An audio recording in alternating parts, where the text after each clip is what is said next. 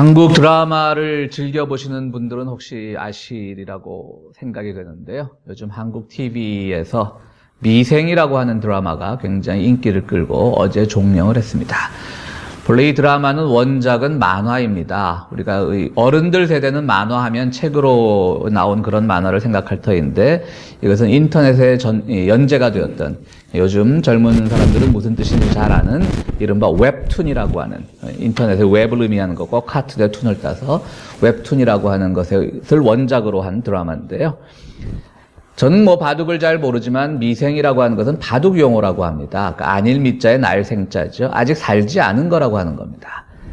그러니까 바둑은 두 집이 나야지 그것이 완전히 살아있는 집으로 그렇게 인정이 되는 건데요. 여러분들 저같이 바둑 못 두는 사람이 어쩌다 잘 두는 사람 두면 9점을 깔고 둬도 집이 수십 집 차이로 그렇게 지곤 하지만, 그 프로 기사들 보면 이 기보를 보면, 신문의 기보를 보면 반집승으로 이겼다. 참 무슨 말인지 모르겠죠. 두시는 분들은 물론 아시겠지만 저도 사실은 무슨 말인지 모르겠어요. 반집으로 이겼다 이런 겁니다. 그러니까 반집이라고 하는 건 집이 아닌 겁니다. 그런데 승패의 영향은 주는 겁니다. 그렇죠? 반집으로 이겼다. 때로는 한 집 반으로 이겼다.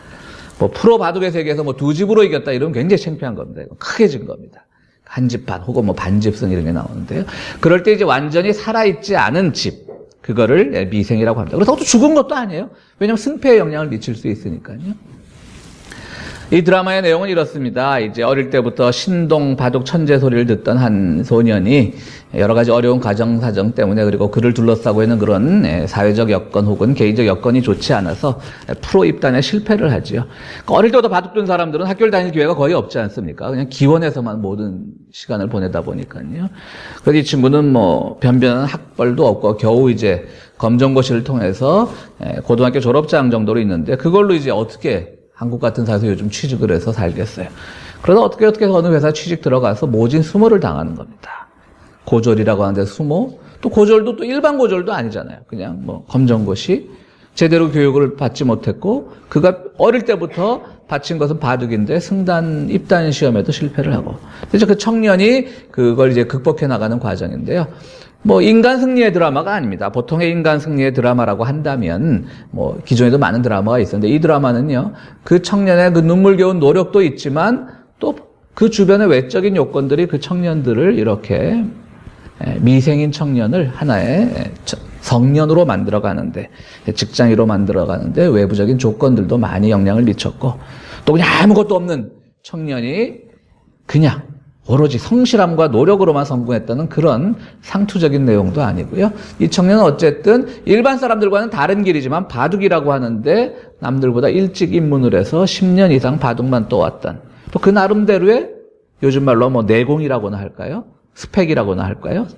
자신만의 세계를 가진 내공과 스펙을 갖춘 그런 청년의 이야기입니다. 저도 참 재밌게 봤습니다. 보신 분들 계시죠? 아마 우리 젊은 교우들은 다 보셨으리라고 생각이 들고, 나이 든 교우들께서는 못 보셨으리라고 생각이 드는데요.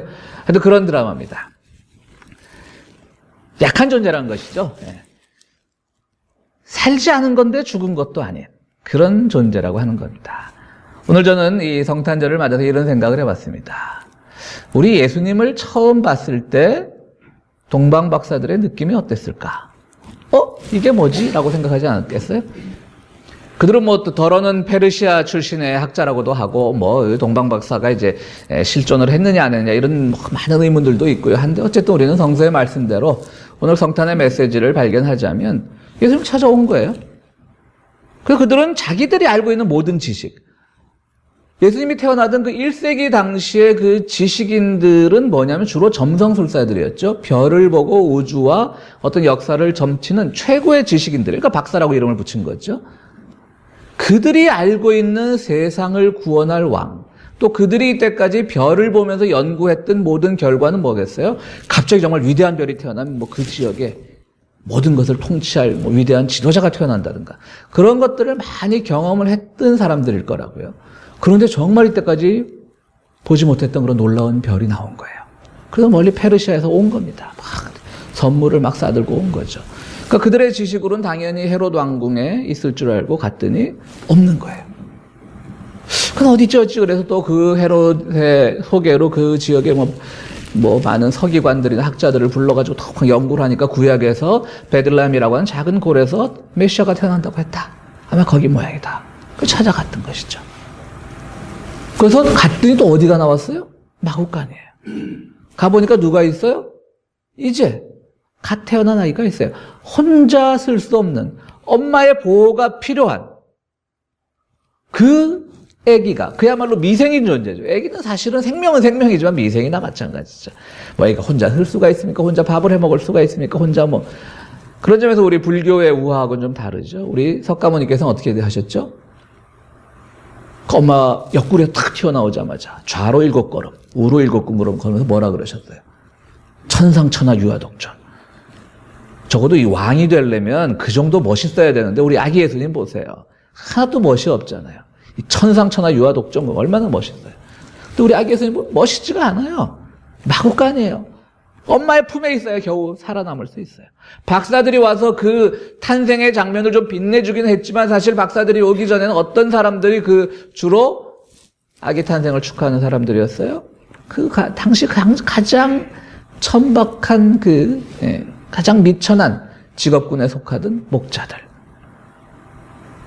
혹은 우리가 크리스마스 연극을 통했을 때 맨날 보듯이 뭐 말들, 염소들, 목동들이 끌고 온 목동들도 잘못은 했죠. 그 아기가 아주 예민할 때인데 그까지 염소는 데리고 들어오면 안 되는데 들어왔는지 모르겠지만 어쨌든 그런 미천한 존재들이 예수님을 찬양했어요. 우리 아기 예수의 탄생을 기념하는 날은요. 우리의 어떤 완성적인 존재, 우리가 모두 완벽해진 존재로서 이 땅에 존재한다라는 것을 가르쳐주는 메시지가 결코 아니라는 겁니다. 오늘 우리 많은 크리스찬들의 기도는 어디에 집중되어 있습니까? 우리의 모든 것이 완성되는데 우리의 기도와 우리의 예배가 집중되는 경우가 많습니다. 내가 지금 어떤 비즈니스를 하는데 이 비즈니스가 요만큼 단계인데 조금만 더 커서 완전태가 되면 하는 생각들을 많이 하고요. 내 건강이 이만큼 부족한데 내가 더 많은 기도를 해서 내가 완전히 아픔이 없는 건강한 몸이 되었으면, 내 자녀가 공부가 이 부분이 아직 부족한데 완전히 그 부분도 다 채워져서 우리 아이가 세상에서 모두 좋아하는 명문대학에 갔으면, 우리 교회가 아직 요만큼 부족한데 우리 교회가 더 많이 기도해서 정말 네로라 하는 그런 거대한 교회가 됐으면, 우리들의 많은 기도는요, 미생이 아니라 완성태를 추구하는 기도로 이루어져 있는데요. 따지고 보면 우리를 구원하시기 위하여 이 땅에 오신 예수님 자체가 사실은 우리의 모든 삶은 마지막 그날까지 결코 완성될 수 없는, 또 우리의 역사는 우리가 세상을 살아가면서 많은 불의와 부정의를 경험하지만, 그래서 빨리 정의로운 세계, 빨리 평화로운 세계가 왔으면 좋겠지만 또 그건 이루어지지 않는 거예요. 그건 주님 오실 때 마지막 단계에서 우리의 모든 인격도 완성되고 우리의 모든 평화의 소망도 완성되는 거예요. 우리는 늘 뭔가 죽은 건 아니지만 그렇다고 완전히 완성태도 아닌 그런 삶을, 또 그런 역사를 견뎌낼 수밖에 없는 존재라는 것을요, 우리 주님께서 아기 예수의 탄생을 통해서 가르쳐 주시는 거예요. 그러니까 동방박사들은요, 오늘 보면 어쩌면 우리 예수님께 바쳐진 3가지 선물 있잖아요. 황금과 유향과 모략. 그래서 뭐 신학자들은 황금은 뭘 의미하고 유향은 뭘 의미하고 모략은 뭘 의미하고 하는데 사실 그 의미 없는 거예요.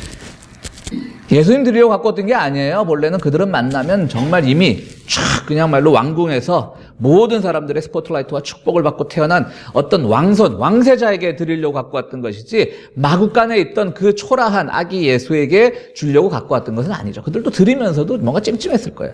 맞나? 좀 그랬을 것 같아요. 이거 주고 나서 이거 좀 잘못된 거 아닌가. 그러나 그들이 그것을 드리는 순간 그들의 지혜는 밝아진 겁니다. 여러분 보세요. 그들이 예수님까지 찾아올 때까지는 어떤 세계관을 가지고 찾아왔어요? 별 따라왔다 그랬죠? 별을 본 거예요. 이때까지 가지고 있던 세계관인 거예요. 지식, 지혜 이런 걸 보고 예수님을 찾아왔어요. 그러니까 그들의 지식으로는 당연히 새로운 세계를 구원할 왕은 헤롯의 궁전에 있는 거예요. 비슷하니까 우리가 보면 이스라엘이 뭐 얼마나 큰 땅이에요, 그죠? 뭐 베들레헴이나 예루살렘이나 사실 그렇게 크게 떨어져 있지 않다고. 그러니까 별은 뭐 하늘에 떠 있으니까 위치가 뭐 대충 비슷하니까 헤롯 궁전으로 들어간 거죠. 아니라는 거예요. 우리 지금 우리 왕가에 태어난 아기가 없는데? 모든 지식을 가지고 추구해서 왔던 그들이 마주친 장면은 뭐냐면 완성태도 아니고 모든 것도 아니고 여전히 부족한 존재인 아기 예수의 모습을 보고 진정으로 그들이 박사들이 깨우친 게 있어요. 진정으로 그들은 이게 아니구나. 근데 헤롯이 뭐라 그랬어요? 막 이렇게 유혹을 하는 거죠. 왜냐하면 왕가가 지금 엄연히 존재하는데 또 다른 왕이 태어났다고 하니까 이거 뭐 그 고대 사대에는 그 또 다른 왕은 없애야 되는 거예요. 이거는 뭐 완전히 왕국의 질서를 어지럽히는 거잖아요. 그러니까 막 유혹하잖아요. 그럼 우리도 못 찾았으니까 돌아가는 길에 어디 있는지 가리켜 다오. 우리도 가서 경배를 해야 되겠다. 뭐 뻔한 거짓말이죠. 어디 왕가에서 또 다른 왕이 태어났는데 경배를 하겠다고 이렇게 하겠어요. 그런데 돌아갈 때는 그 길로 가지 않았어요. 별이 지시했던 길이면 그 별이 지시했던 그 길로 왔을 때 가장 편안한 길로 자기들의 고향으로 돌아갈 수 있는데 그 길로 돌아가지 않죠. 어디로 돌아갑니까? 하나님이 지시한 길로 가는 거예요. 새로운 지혜를 얻은 겁니다. 새로운 지혜를 얻고 아기 예수의 탄생, 왕이라고 하는 것이 내가 알기로는 막 세상을 막 힘으로 통치를 하고 뭔가 갑자기 세상을 변화시키고 그러는 건데 미생과 같은 저 존재를 보고 나니까 세상은 변화되는 거는 하나님의 뜻이 무엇인지 알고 그 길 따라가는 거구나. 내가 믿어왔던 지식 따라가는 것이 아니구나. 그것을 동방박사들이 깨우치게 됐던 것이죠. 오늘 우리는 성탄입니다. 정말 어제부터 우리 두나미스회 열심히 준비도 하고 음식도 준비하고요. 요번에 보니까 이 음식 종류가 설날 음식 같더라고요. 크리스마스 음식 같죠. 그 정도로 열심히 여러분들 나중에 식사 시간 기다려주시죠. 오늘 예배가 좀 곧 끝내겠습니다. 우리가 참 이렇게 축하하는 날인데요. 그럼 뭘 축하할까? 동방박사들이 정말 위대한 왕의 탄생을 기대하고 왔는데 그들은 정말 아직 삶 같지도 않은 존재 같지도 않은 아기 예수를 통해서 그들은 하나님의 인도하심 따라 살아가는 길이 얼마나 값진 인생이란 걸 깨닫고 그 길로 돌아갔던 겁니다. 헤롯에게 가서 왕이 저기 태어났어요. 기뻐해요. 같이 기뻐해줘요. 이렇게 하지 않았던 것이죠. 그들은 하나님이 지시한 길로 갔던 겁니다. 그렇습니다. 우리는 아기 예수의 탄생을 우리가 신학적으로 너무나 유명한 말이죠. 우리를 죄에서 구원하시기 위해 이 땅에 오셨습니다. 그 신학적으로 정확한 명제예요. 아기 예수는 죄에 빠진 우리를 구원하시기 위하여 이 땅에 오신 존재인데 어떻게 우리를 구원하셨느냐? 그 존재 자체는 태어날 때부터 아주 별 볼 일 없는 존재로 태어나신 분이라는 것이죠. 그럼 그분을 통해서 죄를 구원받기를 위하는 우리들은 어떤 존재냐?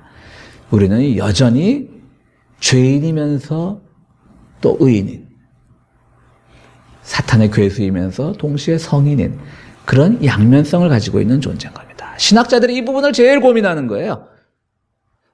우리가 신학적으로는 오늘 세례도 있었지만 세례받고 예수를 그리스도로 고백하면 그때부터 우리 모든 죄로부터 해방되는 거예요. 근데 여러분들 지금 다 죄로 해방되셨어요? 죄 짓고 사시잖아요. 저도 그렇고 여러분들도 그렇고. 아직 완성된 존재가 아니잖아요. 그렇다고 우리가 또 구원을 안 받은 거냐? 그건 아니에요. 또 주님께서 우리에게 구원을 약속하셨으니까. 그러니까 신학자들이 이걸 칭의와 성화다 여러 가지 용어로도 설명을 하고 구원파 같은 이단에서는 딱 예수 그리스도를 주로 고백하는 순간 그때부터 이후에 죄는 없다라고 말을 하는 거예요. 그러니까 그분들도 이단은 이단이지만 또 신학적으로 나름 고민을 한 거예요. 죄의 문제를 가지고. 참 이게 신학적으로 어려워요. 또 우리 여기서 신학 시간이 아니잖아요. 간단하게 고백을 하면 돼요. 우리 여전히 죄인이에요. 여전히 부족한 존재. 완성태가 아니에요. 여전히 미생이에요. 근데 주님께서 그 미생을 즐기면서 살라고 이렇게 말씀하신 거예요. 내가 미생이란 존재를 깨달을 때, 내가 아직 완전해지지 않은 걸 깨달을 때 내가 구원이 필요하다는 것을 알게 되고 그렇기 때문에 회개가 필요한 것이고 그렇기 때문에 주님의 은총이 더욱더 고마운 거예요. 여러분 다 그냥 난 이제부터 구원받았어. 완벽해. 난 죄 짓지 않아. 그래봐요. 세상에 제대로 돌아가겠습니까? 다 의인이에요. 우리 흔히 완장찬다 그러잖아요. 하나 그냥 감투 주면 완장차고 세상 무서운 줄 모르고 그러잖아요. 믿음은 완장차는 게 아니에요. 있던 완장도 벗어버리는 거예요. 다 여전히 죄인이에요. 근데 구원으로부터 끊어진 죄인은 아닌 거예요. 여전히 죽은 건 아니지만 구원으로부터 끊어져서 저주를 받은 건 아니고 형벌을 받은 건 아니지만 그렇다고 해서 완성태는 아직 아닌. 바로 주님은 우리들에게 그 심성을 가지고 살아가기를 원하십니다. 여러분들 아직도 부족한 여러분들을 하나님께 감사하십시오. 아직도 회개해야 될 기도가 많은 부분들을 하나님께 감사하십시오. 아직도 여러분들 중에 기도의 제목이 많은 것, 다 이루어지기를 바라는데 기도의 제목이 많은 것, 아직 내가 해결해야 될 것들 참 주님께 매달릴 게 많은 것을 감사하십시오. 그 끝에 주님께서 왜 이 땅에 오셨고 우리를 위하여 우리의 죄를 구원하시기 위해 이 땅에 오셨다는 의미가 무슨 의미인지 깨닫게 되는 겁니다. 완성태가 아니라 늘 부족한 속에서 하나님의 은혜를 깨닫고 그리스도의 속죄의 능력을 깨달을 때 여러분들 모두가 정말 이 성탄의 의미를 깊이 체험하게 될 것입니다. 사랑하는 평화의 성도 여러분, 이제 2주일 남았습니다. 오늘 벌써 이제 한 주일 예배 다 끝났습니다. 한 주일 남았습니다. 지난 한 해 동안 여러분들 삶 속에서 여러 가지 많은 기도의 제목도 있었고, 또 이루어지지 않은 것들에 대한 하나님에 대한 서운함도 있었고, 또 여러 가지 괴롭고 힘든 일도 있었겠지만, 그것 자체를 통해서 주님께서 우리와 더 교류하고 우리와 더 사랑을 나누시기를 원하십니다. 여러분들 부족한 그대로를 위해서 주님께서 이 땅에 오셨다는 것을 고백하면서 성탄의 메시지가 여러분들 마음을 위로하고 또 새로운 소망으로 가득 채워주기를 간절히 바랍니다. 우리 함께 기도하시겠습니다.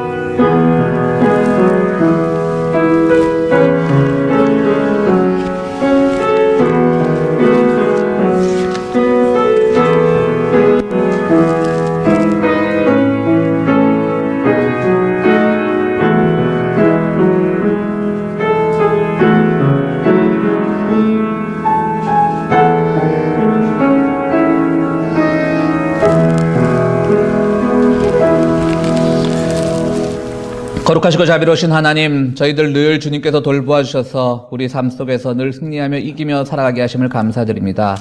그러나 우리의 욕망과 죄성은 여전히 깊어서 주님께서 채워주신 것을 감사하면서 동시에 우리는 채워지지 않은 것들에 대한 소망을 또 욕망을 가지고 살아갈 때가 많음을 주님 앞에 고백합니다. 그러나 주님, 우리가 바라는 그 완전한 상태, 우리가 바라는 세상의 참 완전한 평화는 어쩌면 주님 재림하실 때까지는 이루어지지 않을 것임을 우리는 알고 있습니다. 그러나 주님, 그 안에서 우리가 해야 할 일, 우리가 해야 할 기도, 우리가 해야 할 회개, 우리가 해야 할 고백을 감사함으로, 기쁨으로 행함으로써 아기 예수의 탄생의 의미를 깨달아가는 저희들이 될 수 있도록 인도하여 주시옵소서. 오늘 주님 앞에 아기 예수의 탄생을 기념하며 귀한 예물을 드리는 손길들이 있습니다. 주님, 우리의 삶이 여전히 힘들고 버겁지만 주의 몸된 교회를 위해서 또 이것이 쓰이는 곳에 하나님의 정의와 평화가 드러나는 것을 생각하면서 드리는 손길마다 주님 좋은 것으로 채우시고 그 손길 위에 축복하여 주시옵소서. 예수 그리스도 이름으로 기도하옵나이다. 아멘.